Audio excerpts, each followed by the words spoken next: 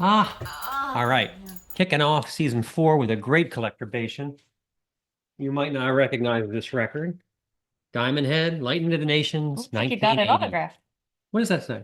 It says, Oh, Bill the Cat, Sean Harrison, babe, I'm Sean pretty Harrison. sure that says all the best. I think it says Kill the Cat. And then it says, second track is called The Prince. Okay. All the best. Yeah, I like Bill the Cat. Anyway. Okay. Anyway, so formed in the spring of 1976 in West Midlands, UK by mainstay guitarist Brian Tatler, Diamond Head would soon become the model for up-and-coming new wave of British heavy metal bands. Unlike many of their contemporaries, they were never a covers band, despite the fact that their sound was obviously influenced by classic bands like Judas Priest and Led Zeppelin. The band spent most of the late 70s playing metal clubs in the Birmingham area and even picking up some higher profile gigs, opening for Slade and Quartz. I think we had Quartz on the show. Yeah, we did. Yes, we did. They recorded a demo tape featuring early cuts like Am I Evil and Streets of Gold and sent them to the UK music review papers. I love Streets of Gold. It's a good one. They were soon pressing their own singles, which received lots of acclaim in publications like Sounds. The singles sold well, and by 1980, the band was gigging relentlessly with locals like Girl, Iron Maiden, and even grabbed a couple of support slots on the AC/DC tour. Rather than sign directly to one of the labels showing interest at the time, the band decided to press their own full-length demo and send to labels and sell at shows. What would become the White Album, the first pressing didn't even have a track listing, became one of the most coveted pieces of the era, issued several times, and eventually the album was renamed Lightning to the Nations. Yeah, I read that Sounds liked them so much that it actually published the track list Wow. because people were so curious about what the songs were called. And then you could just take a magic marker and write it on the back because it was a blank record. Anyway, so why don't we play a song? This is The Prince. Okay, getting back to Diamond Head. One of the few new wave of British heavy metal full-length album releases that was solid from front to back, Lightning to the Nations is the one Diamond Head record everyone should own. Every song blazes forth with golden riffs from Brian Tatler's supercharged guitar. The original White Album cuts are the strongest, particularly the drum-twisting epic The Prince that you just heard, and the 9+ minute megalith Sucking My Love. In the style of early Zepp, guitar swooning everywhere, Harris's vocals wafting in and out of the mix, irresistible stuff.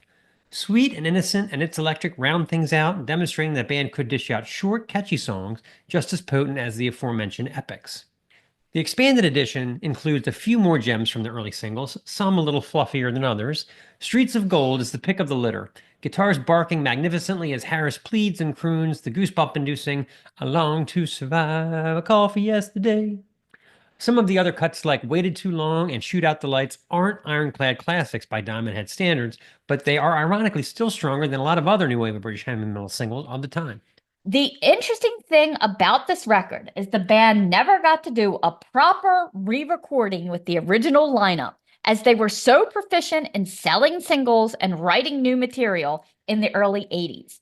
They started with album number 2, picked up by the MCA label. They appeared on the Old Grey Whistle Test, recorded sessions for the Friday Rock Show, and played multiple festivals, including Rock on the Tyne and eventually the Reading Festival in 1982. Sadly, a string of bad luck with MCA soon led to the original band dissolving. So, is Lightning to the Nations the greatest demo ever recorded? One could argue. Consider this also. How would Diamond Head fare if they just came out now in 2024? I think very well. They would have probably fared much better than they did back then. Think about what they were good at. They were good at writing singles, releasing singles, pressing their own records and selling them.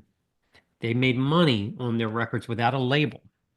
They got themselves onto popular shows, like you said, the Friday Rock Show. They got themselves high-profile gigs and festivals. And they found a way to get a lot of love from music publications.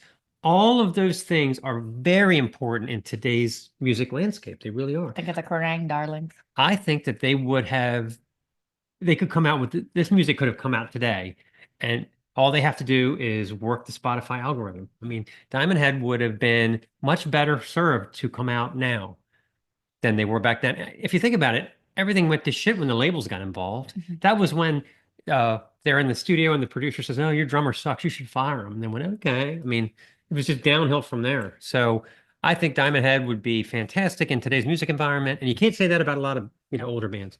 So let's play a song. This is "Sucking My Love." This is the Snaggletooth Rock and Roll Podcast.